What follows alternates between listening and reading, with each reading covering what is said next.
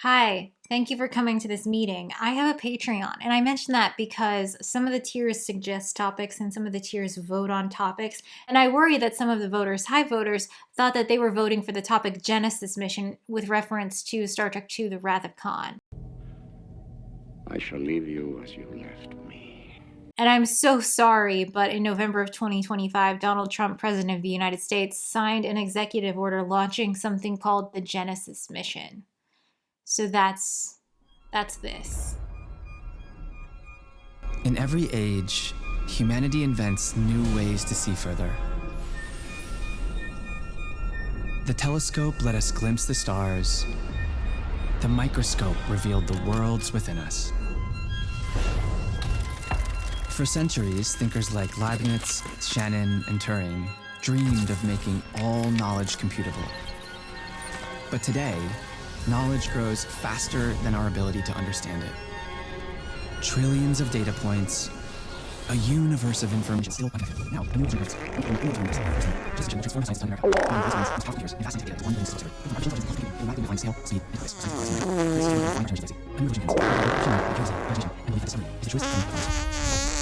So I struggle when talking about AI to just not repeat this whole hour-long video, so we're gonna try to speed run it, okay?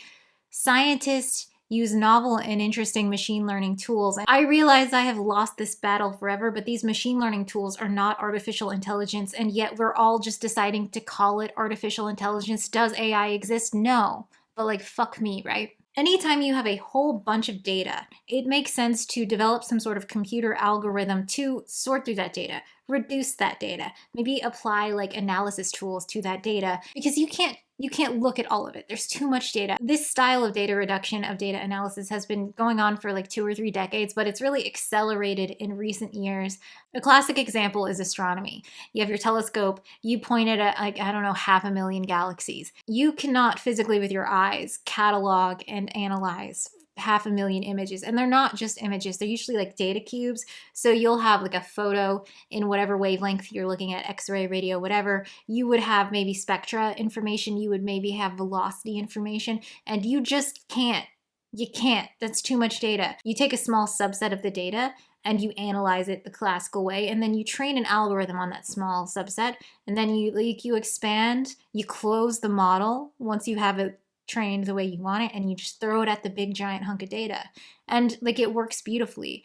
AI tools, that's what we're calling them, I guess, are really novel and interesting and useful in science. But when you hear scientists use AI, it's not AI, but also I would hate for you to associate that with an LLM, which is also a machine learning tool, but like, scientists are not shoving their data into ChatGPT and being like, analyze this data.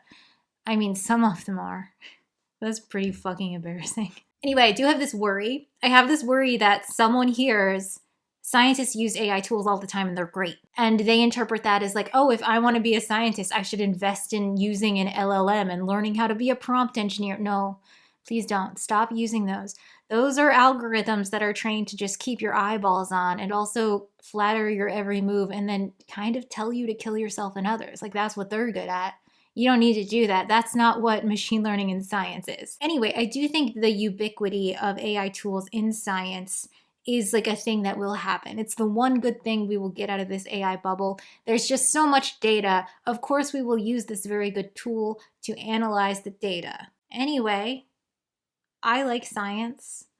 I like AI tools in science. I think the people who know how to use them and understand the field of research they're in and use them appropriately can use them to do better, stronger, better, faster science, right? So this should be a good thing, right? No, it's not. I'm sorry. This is a video about how the thing is bad.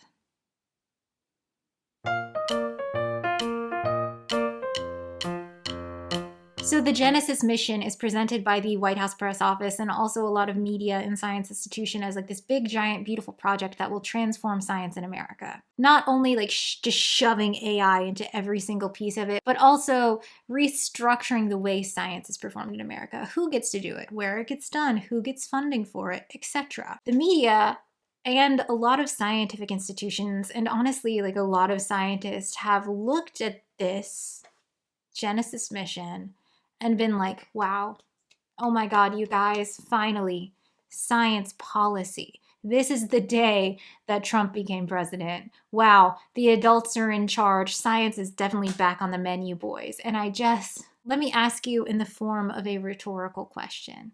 If the Trump regime was interested in funding science and seeing Americans benefit from the results of those science, would they have cut NSF funding, cut NASA funding, cut NIH funding, illegally arrest, detain, and deport people who are working in science labs across the United States, fire the entire NSF board, nominate a Fox News contributor to be the Surgeon General, and then nominate an anti-vaxxer without a medical license, and then try again with a separate, different Fox News presenter instead of, a respected surgeon or doctor?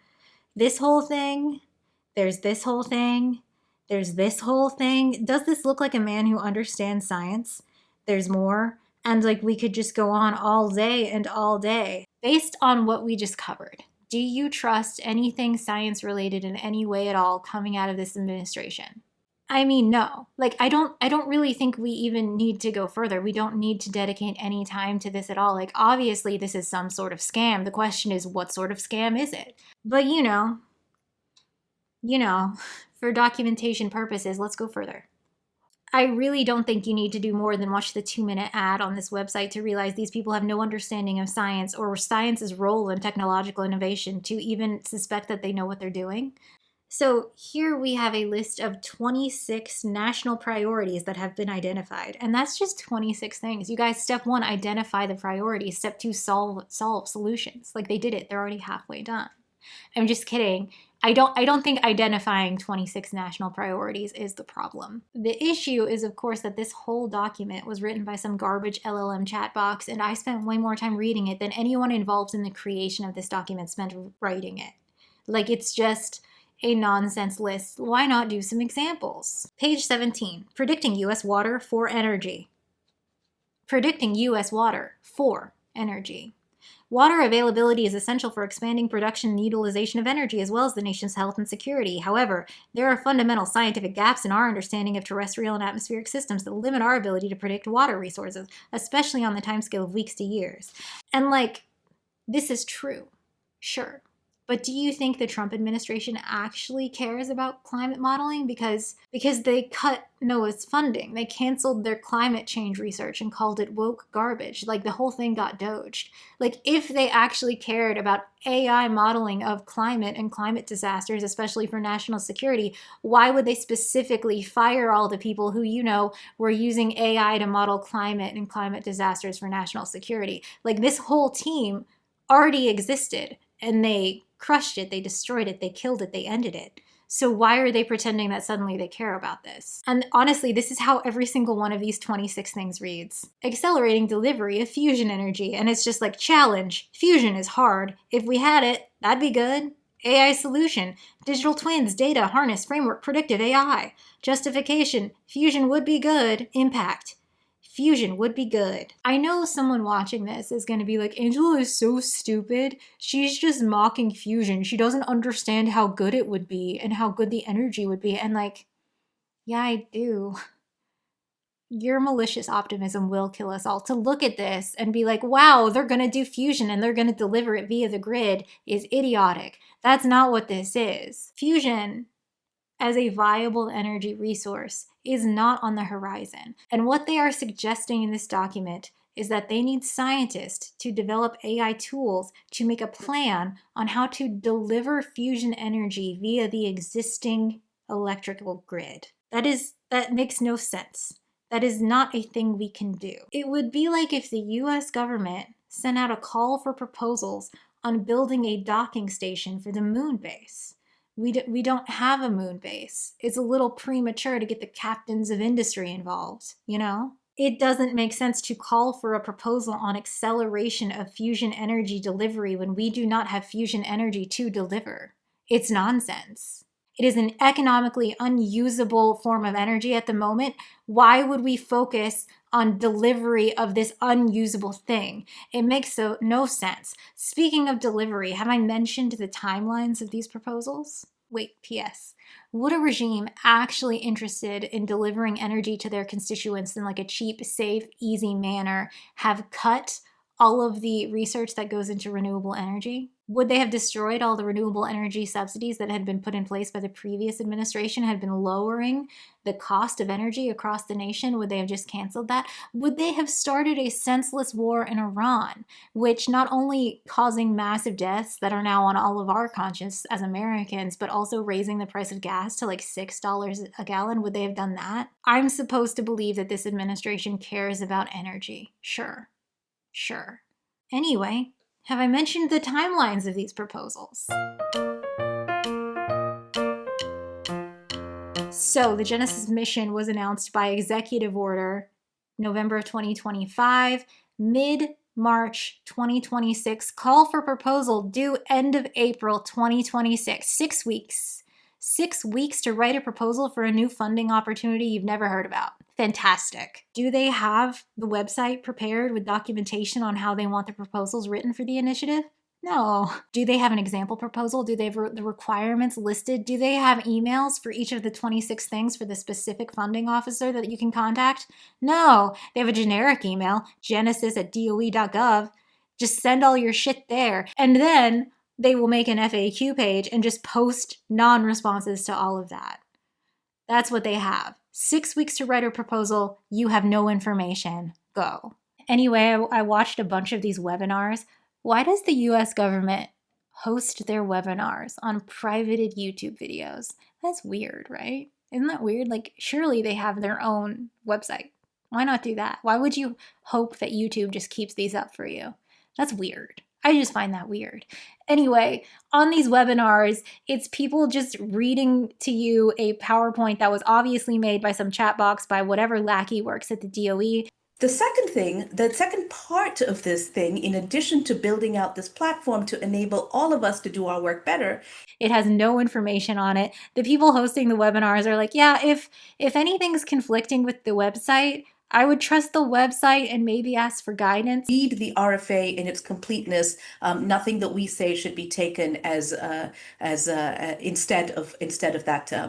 instead of what you see. It's because they don't know, they don't understand, they don't have any concept of what the proposals are actually supposed to look like. And the scientists are freaking out in the comments, not in the comments of the video, in the comments of the Zoom call, asking questions and stuff. Get to some of those questions. As you know, there'll be a lot of them, so we likely won't get to all of them.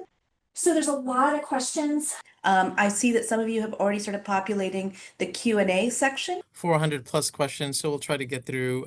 We've been getting a lot of questions about, well, how do I actually do this? How do I actually do this? The reason the scientists are so panicked in the Zoom call, trying to scrap together whatever they can to hopefully submit a correct proposal and not get it automatically rejected because they didn't include something they needed because there's no documentation, is the way I found out about the Genesis mission. When I got forwarded a bunch of emails from the government where the government was basically informing these scientists who are currently on government grants, like, hey, if you ever want to do fundamental nuclear physics research again, you are only going to be allowed to be funded through this project. All of your NSF funding for current proposals that you have submitted will be rejected. The only way for your lab to continue, for your life's work to continue, for your graduate students to continue to eat is if you successfully make a proposal for this.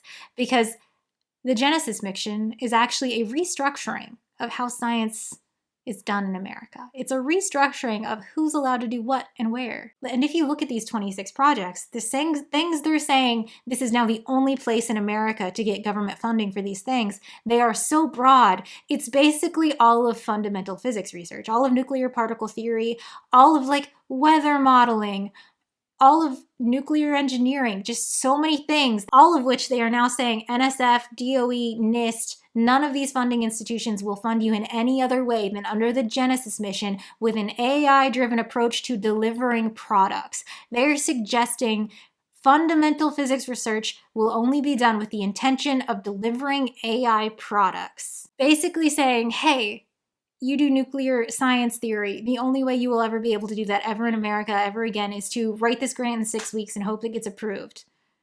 Shove some AI into it because otherwise your lab's closed. So obviously these people are panicking, realizing all of the NSF grants that they spent months writing and have already submitted will never be approved, and they have 6 weeks to write this. How do you write a proposal for this? Realizing quantum systems for discovery. Challenge. Quantum is good. AI solution. Quantum has data. Justification. I guess the NSF doesn't exist, so AI quantum. Impact. Accelerated study of quantum. Fantastic. Every single piece of quantum research being funded by the American government is now being shut or funneled into AI-driven solutions for products. That's good. How do you write a proposal in 6 weeks for a new initiative you know nothing about? You scramble, you read every document you can find on the website, you realize all of it is LLM chat box gobbledygook, and then you realize, oh my God, there's no peer review on this. We will be leveraging domain experts. So if you are a chemist or you're putting forward a chemistry proposal, expect that there will be some chemists and adjacent folks that are reading your proposal, as well as folks that are AI experts that will be reviewing your project and your proposal, and we'll be leveraging both types of people for the reviews, How do you write a proposal knowing you are catering to an LLM, hoping that it picks you? How do you do that? That's not how science is done. That's not science. I don't know what it is. And to take advantage, again, of this unique moment that we find ourselves in computing, to not do something that is incremental, but that is groundbreaking and changing. The goal is to double the productivity and impact of American science and engineering within a decade. Again, I know that you don't yet know what we are looking for in the phase 2 application specifically. That will hopefully be coming really soon. And also tell us how you want us to evaluate you. Which is super important because we don't exactly know how to evaluate AI advantage. This is a failing nation's approach to science. Like, this literally does not make sense to do. If this was in a book, as like a fictional description of how fascism destroys science, it would be unbelievable. It's disgusting, it's bonkers, it makes no sense. And yet, somebody go to Argonne's website. So Argonne's a national lab in Illinois. If you look at their website, they're celebrating 80 years, but that little hyphen makes it look like Argonne died. Like it's over. Argonne has closed. It lasted 80 years. And look at this page. So this is a press release, I guess. It's like an advertisement on how Argonne will contribute to the Genesis mission by developing teams. And then they just have this list. It's just a list describing a very huge problem, saying, as if by magic, Argonne's team will AI it, and then they will save billions. This whole list is just that. Accelerating scientific discovery through AI-driven code development. This model team will create an AI-driven code development ecosystem to adapt and optimize flagship DOE applications, shortening the time from scientific concept to validated simulation. We will develop a thing that shortens the timescale. Wow. Who is this for? Is this for a lay audience? Because, you're not describing what you're actually going to do. Scientists will read that and realize it says absolutely nothing. It's embarrassing that this is on your webpage. I wonder who wrote it. Who wrote this and slapped this up? Who is it for? What is the intended audience of just a list of the magic you're going to do with the AI Genesis mission? Critical minerals and materials to unlock supply. This model team will help secure the domestic supply chain of critical minerals and materials by revolutionizing their discovery, extraction, and processing using an AI-driven engine that acts as a strategic guide for the entire supply chain. The effort will produce a dynamic digital map of the process from mining to market. Where do you get that data set? How do you have a data set that shows you where minerals yet undiscovered in American soil are? What do you mean? How are you going to go about doing this? How do you get that information from an AI? If you don't have the input data, you can't just magically develop an AI to solve it.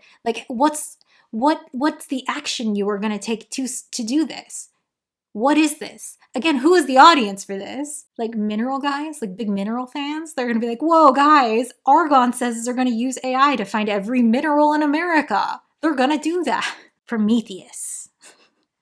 I bet that's a really stupid acronym for something. That's too long to be an acronym. I know you guys have fun. Physicists love to do an acronym. You follow your heart, whatever. A revolution in design and operation of nuclear power plants. This model team will revolutionize nuclear fission energy by using AI to design, manufacture, and operate reactors with minimal intervention in a first-of-its-kind public-private partnership. The effort will deliver a digital platform for quickly deploying advanced nuclear systems at scale, saving billions per gigawatt, providing reliable power, and establishing U.S. leadership in the next generation of energy. Okay, two things. One, if this administration actually cared about delivering energy to its constituents, would it invest money in infrastructure in securing and rebuilding the failing power grid that causes like hundreds of Americans to die each year whenever there's like a big storm or something? Or AI power, which makes more sense. Anyway, I really have to question the phrasing of AI will manufacture nuclear reactors. What do you think that word means? AI doesn't have hands. Who wrote this? Like, what do you mean AI will manufacture nuclear reactors? Why is this on your website as a capability? Like, as a thing that you are saying Argonne can do. It can use AI to manufacture nuclear reactors. To manufacture. I'm sure Argonne National Lab has some sort of marketing or like press department with like 3 people, and one of them told their chat box to write this and they just slapped it on the website and no one has ever looked at it before. Who wrote this? Who approved it? Like, why? What is the intended audience? Like, who tasked someone with writing this? Like, what is this for?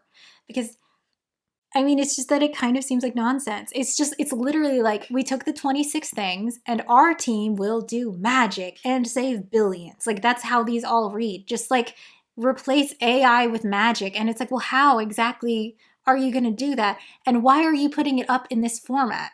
Like, just as a sentence, we will manufacture nuclear reactor power plants with AI. What does that mean? Like, I guess if you want to be super generous, maybe they're saying that they will create an AI model that is trained on like existing nuclear power plants, and they will provide it all the data from those, and maybe they will run some numerical simulations and the AI will come up with a new power plant design. And then, of course, structural engineers and nuclear engineers will look at the plans and do some work on the feasibility. But like, how is the AI going to manufacture these plans? I mean, I guess you could have a chat box AI agent act as a secretary, and that AI agent could like arrange a time when the contractors could show up. But AI doesn't have hands. It can't manufacture anything. Is having an AI agent scheduling contractors what you think people are reading into when you say we have an AI that will manufacture nuclear fission reactors? Because that's not what I think you're trying to convey. It kind of feels like a lie. Hang on. Angela is not suggesting that Argonne National Lab is lying about their capabilities. Angela is just confused by what's on this page, so it feels like it's lying. And it does feel a little bit like lying.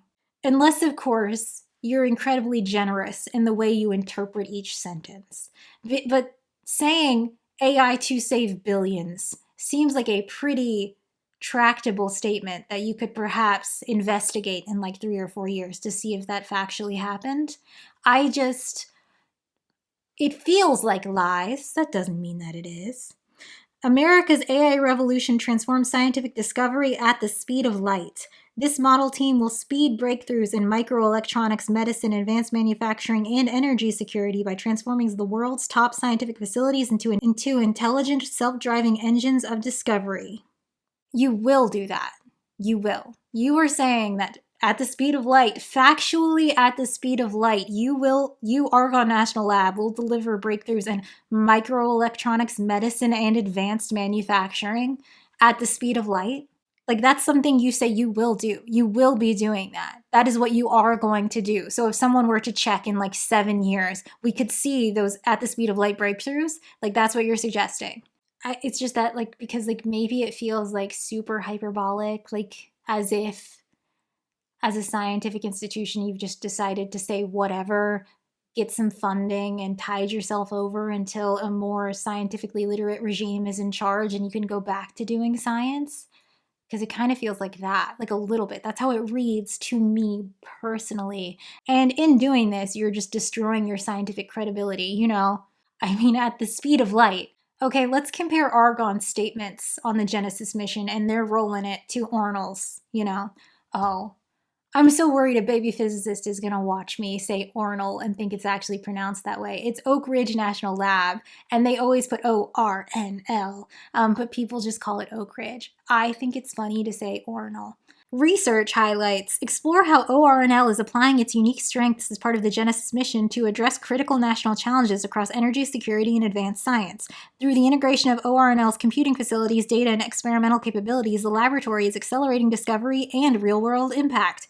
Okay, that seems like a sentence that's true. That seems like they're not saving billions and revolutionizing science. They're helping with the Genesis mission. That seems like a normal thing to say. And then if you look at their little graphic, AI-driven research promises to accelerate scientific productivity. It sure does. Let's read. So it says, generate hypotheses, design experiments, conduct experiments across labs, analyze results in real time with AI, theory, simulation. You see how they did that there?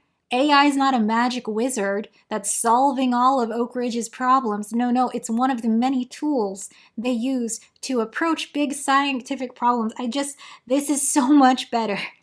We have to be kind, we have to be fair. Let's dive deeper, right, to check it out. So this one says real-time AI-based water intelligence for U.S. energy systems. So they're saying they would get a global data set of real-time water information, and they would write an AI algorithm that studies how that will flow, okay? So your input is water data, and then they will write that algorithm to work on the DOE's computers as a real-time AI interpreter of what the weather is going to do or how water is going to flow on the earth. And then the output will be given in real time. So they are saying, hey, we have a data set, and we can get that data set in real time. We will write an algorithm to work with that specific data set. We will give it to the DOE on their computers, and they can get real-time predictions out of it. That just seems like a very achievable goal. It seems like a scientific solution to a problem. It doesn't sound like we will revolutionize all of medicine at the speed of light, right? Anyway, I wanted to make fun of the text on Argonne National Lab's website so much that I kind of glossed over a really important point. The Trump regime is using the Genesis mission to redistribute already allocated funds that are supposed to go towards science and saying, well, now you have to do it this way. We've taken it away from the NSF. We've taken it away from NIST. Now it has to go through us, and you have to do your AI component. They have literally canceled NSF's ability to distribute the funds that have already been allocated to the NSF by the budget, by Congress, and being like, well, no, now we're going to do it this way. They have fired the entire staff of the NSF. Science proposals in America will no longer be peer-reviewed by actual scientists who understand what is possible and what is feasible and what is just hype will save billions of dollars at the speed of light garbage, right? Scientists are freaking out about this because fundamental science research does not have a product turnaround, which the Genesis mission is requiring. You need a complete, finished, usable AI product. That's not how science works. That's not how you could ever get science done. This executive order, along with all the funding cuts, most of them illegal, by the way, because Congress does the budget, has very successfully just suspended science research in America. All the research that is done into basic fundamental science, whose applications are unknowable and unpredictable, has been replaced. It's been replaced with short-term, monetizable, government-approved products. This is just the antithesis of science. This is not how science is done, and the media whitewashing this as like, finally, we see what Trump's science policy is. It's the Genesis mission, is criminal journalistic malpractice. To suggest that this is actually a science mission is a lie. It's disgusting, and you should be embarrassed that you've done that. Here are some pictures of the journalism. This is not a science policy. This is the destruction of science. And I'm telling you, it is clear from anyone who watches the 2-minute video at the start. This is obviously not a science mission. We all know that. We don't have to sit here and pretend that, like, wow, look at his approach. Let's critique his approach to science. Like, it's not an approach to science. I feel like a lot of scientists are wasting their time critiquing the Genesis mission, like, oh, you should have given us more than 6 weeks. You should have been more clear with like what the proposal had to look like. And it's just like, the fact that this was set up so stupidly, in my opinion, is malicious and purposeful. The Trump regime has destroyed science funding in America. And then they prop this up and they're like, no, we didn't. See, we have the Genesis mission. And then they made it impossible to apply for funding, impossible to understand what they want, and also impossible to deliver what they are asking. Okay? And that is on purpose. In my opinion, you destroy funding, you create up this project, and then when all the scientists at universities and national lab fail to deliver, you're like, see? Why were we wasting? I've saved so much money by killing science because they don't know what they're doing anyway. That is on purpose. And I've talked to a bunch of scientists about this, and most of them disagree with me. Most of them say, like, he's not that smart, or whoever is orchestrating his whole regime isn't that smart, and this is just a stupid person not understanding what science is. Like, they're just all stupid. And I would say, why not both? But there's Hanlon's razor, right? Like, never attribute malice to what you could attribute to stupidity. But like, at this scale, at this level of power, does it matter if you're stupid? Because the consequences of your actions are still your fault. It doesn't matter if you're stupid or you're evil, you are still to blame. I guess like if the results look the same, whether you did something because you're evil or you did something because you're so completely stupid, and the devastating results are like, it's just equally actionable and disqualifying. Right? I have yet to mention a teeny tiny little detail about the Genesis mission, which is the corporate sponsor. What we are trying to do in this RFA is build teams. Collaborative applications are strongly encouraged. One member of the team that is from a for-profit institution, an industrial partner usually, and a phase 2 proposal, we're hoping for actually all 3.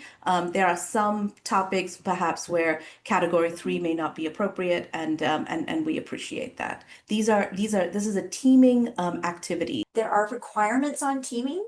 As well as our industrial partners, we are asking for teams, and I think we've mentioned this several times. They have these phase 1 proposals and these phase 2 proposals, and no matter which one you're applying for, you have to have 2 out of the following 3. Someone from an academic institution, a national lab or equivalent, or an industry sponsor.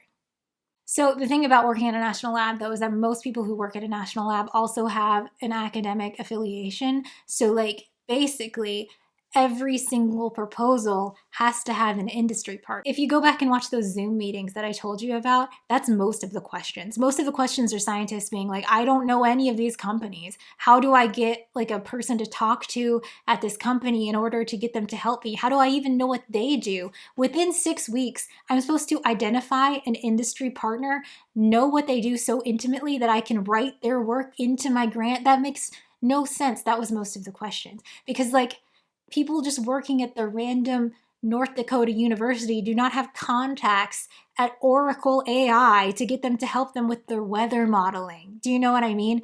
It's an impossible ask. But also, I feel like if you're one of those malicious tech optimists, you'd be like, well, actually, collaboration is good, isn't it? And no, you melon head. That's not what that is. If you look at that, requires an industry partner, and then you look at the list and you're like, collaboration is good, I have a bridge to sell you, actually, because it's not about collaboration, is it? It's obvious what this is, right? It's obvious. Angela is not suggesting she somehow knows the tech oligarchs provided money to the current regime to sway an election and they are now receiving some sort of kickback or bribe for their efforts. Instead, she is saying that this is what it looks like. But she has no inside knowledge about bribes or kickbacks. See how I took off my glasses and put them back on? I know the language of filmmaking, and I know that that implies that I'm reading some sort of legal statement to say that I'm not saying anything legally actionable. I'm just saying this kind of looks like a bribe. I don't know if it is, but also I know the language of YouTube, and I know that you saw me do this, and you know I wear glasses all the time, and if I don't mention it, you'll comment about it or whatever.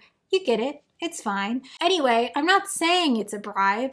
But perhaps it would be nice to take funding that's already allocated for scientists and then maybe say, hey, as a requirement to get this funding, you have to collaborate with an industry partner and give them half of all of your future grants. And what do you know? This list is just people who also contributed to the ballroom. That's crazy. What about that? Isn't that wild? Like, what if I just made it a requirement that perhaps if you ever in the rest of your life to maintain your career wanted to do fundamental physics research, you have to partner with one of these approved lists of people? What about that? Like, you know that nice little $200,000 grant you've been getting from the NSF every 4 years for the past 16 years has been keeping your life's work afloat and grad students fed and trained? I'm telling you that because that's how small these sums are. $200,000 funds like grad students, it funds professorships, it funds research, it helps small economies, and now the Trump regime has decided that half of that money has to go to Jeff Bezos' bunker build. Your tax dollars like just literally being funneled to Microsoft and Amazon and Oracle AI. Like, fantastic. Great. Anyway, that's it. I don't know where else to put this part, but a requirement of all these grants is supplying a data set. Like, they want all of these AI models to be trained on these giant data sets, and then as a requirement of the funding, you have to give your data set to one giant data set. We ask you to bring your scientific data, scientific expertise and data resources to bear on coming together to team to solve some of these challenges. Data management and sharing plans. Data management and sharing plans are not required for the phase 1 application. They will be required if you are selected and we go through a negotiation process with you. However, you will have to, if you are selected, you will have to come up with an approved data management and sharing plan before award. How will intellectual property rights be handled for new discoveries or developments arising from this funding opportunity, particularly for industry partners and open source contributions? Right. This one is complicated, right? And I think that we are actually planning on learning along with you. And that's very stupid for multiple reasons. Like, you don't want to overload your algorithm with spurious data. Like why would you want to give your AI algorithm like weather data and a human genome and then like terabytes of null LIGO data information? Why would you, like, it would just overload the memory of whatever supercomputer you're using. It would be a waste of time. Like, that's too much information for an AI to have. It makes no sense to pile it all together. And I know the melon heads from before will try to come up with some stupid reason why actually it makes sense in this crazy example I came up with to use those 3 data sets. And I'm sure your mom thinks you're really smart. Thank you for doing that. That's really important that you did it. Like, it makes sense. You had like 3 different particle colliders and they have different and they have different experimental setups, and they all did like a proton-proton collision to put all that data together. But all the data in all of science just thrown into a pot is stupid. That's a stupid thing to do. It makes no sense. But what's interesting is, like, I don't know, if a company like OpenAI decides they want to be an industry partner, they now have access to all that data. All of the data. All of the data in American science is now in one big pot that a bunch of companies just all have access to. So that's cool. I mean, again, I have no insight into this. I have no inside information. That just seems bad for like national security. Like, the whole reason there are so many national labs that are split up in like distance and time and location is because it's really important for national security that information is kept separate, that experiments are kept separate, that the people who know everything are very few and far between. You want people working on a need-to-know basis. You don't just give everyone all of the information, because that leads to spies and espionage and data leaks and stuff. Historically, that's why all of these things are kept separate. So for an administration to come forward and be like, no, I think it would be good if like we just had all this information together and in an easy, accessible way for like whatever corporation I decide is an industry partner, is like a little bit weird. It's just weird that they would do that. Like, it's like you want the data to be taken by foreign actors. It's weird. It's weird, right? Weird. At the start of this video, I played the Genesis mission ad, which was obviously made by AI. Why don't people make things anymore? But there was a quote, and I think we should listen to it again. But today, knowledge grows faster than our ability to understand it. Knowledge grows faster than our ability to understand it. This is just not what science is. This was made, and if anyone watched it, was viewed by people who have no understanding of the goal of science or how it works. Knowledge grows faster than our ability to understand it. Knowledge you don't understand is not a thing. That's not knowledge. If you don't understand it, you don't have it. Knowledge requires understanding. That's how science works. They are trying to paint this picture of some magical AI creature, like actual AI, that doesn't exist, that somehow is given all the data sets and just solves all of the problems. And that's just not what science is. If we don't understand the science being done, we're not doing science. We don't have any science. There's this book, and I know none of these people have ever read a book, but you could ask your chat box to summarize it for you, or there's a movie called The Hitchhiker's Guide to the Galaxy, and they make this giant supercomputer called Deep Thought, and over 7.5 million years it tries to answer this big question, the answer to the ultimate question of life, the universe, and everything. Yes, I thought it over quite thoroughly. It is, it's 42. And that's what we have here.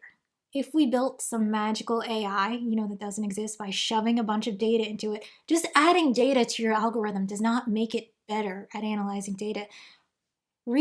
Anyone read any book. Anyway, if we made it and it started spitting out answers, that would be useless to our interest in gaining knowledge about science, because if we don't understand it, it is useless to us. Gaining knowledge requires understanding. Computers do not do that. AI does not exist.